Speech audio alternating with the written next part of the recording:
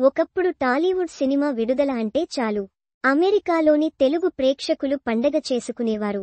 ముఖ్యంగా పెద్ద హీరోల సినిమాలు విడుదలయ్యే సమయానికి అక్కడి నగరాలు ఒక మినీ ఆంధ్రప్రదేశ్ను తలపించేవి. విద్యార్థులు, ఉద్యోగులు పెద్ద సంఖ్యలో థియేటర్లకు తరలివచ్చి కేరింతలు, నినాదాలు, కార్ ర్యాలీలతో సందడి చేసేవారు. థియేటర్లు కాగితాల మయంగా మారిపోయేవి. ఈ ఉత్సాహం సినిమా కలెక్షన్లకు ఊతమిచ్చేది. ముఖ్యంగా మాస్ సినిమాలకు విదేశాల్లో భారీ ఓపెనింగ్స్ వచ్చేవి. జై బాలయ్య, జై మెగాస్టార్ అంటూ అభిమానులు చేసే హంగామా అక్కడి వాతావరణాన్ని వేడెక్కించేది.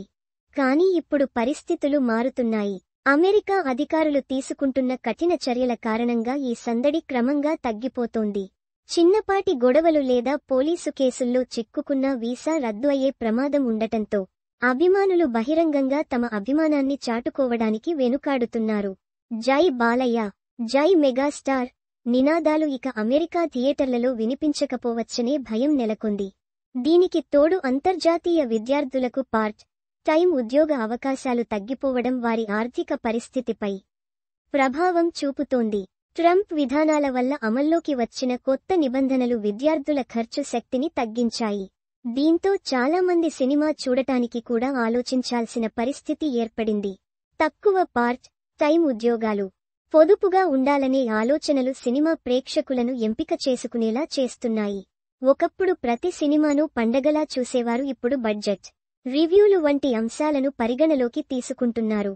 దీని ఫలితంగా ఆకస్మికంగా వచ్చే సంబరాలు, $1 మిలియన్ విదేశీ గ్రాస్ వసూళ్లు క్రమంగా మసకబారుతున్నాయి. శాంతియుత ప్రదర్శనలు తిరిగి రావచ్చు, కానీ ఆనాటి ఉత్సాహం, సందడి మాత్రం కష్టమే. అభిమానుల నేతృత్వంలోని హైప్, బల్క్ బుకింగ్లు లేకుండా ముఖ్యంగా అమెరికాలో సినిమాలు గత విజయాన్ని పునరావృతం చేయడం కష్టంగా మారవచ్చు.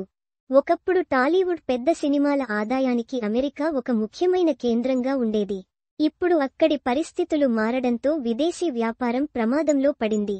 నిర్మాతలు, దర్శకులు ఈ కొత్త సవాళ్లను ఎలా అధిగమిస్తారో చూడాలి. బహుశా వారు అంతర్జాతీయ ప్రేక్షకులను ఆకట్టుకునేలా తమ కథలను, ప్రమోషన్ వ్యూహాలను మార్చుకోవాల్సిన అవసరం ఏర్పడవచ్చు. ఏది ఏమైనా అమెరికాలో టాలీవుడ్ ఫ్యాన్ ఫ్రెంజీ ముగిసినట్లే కనిపిస్తోంది.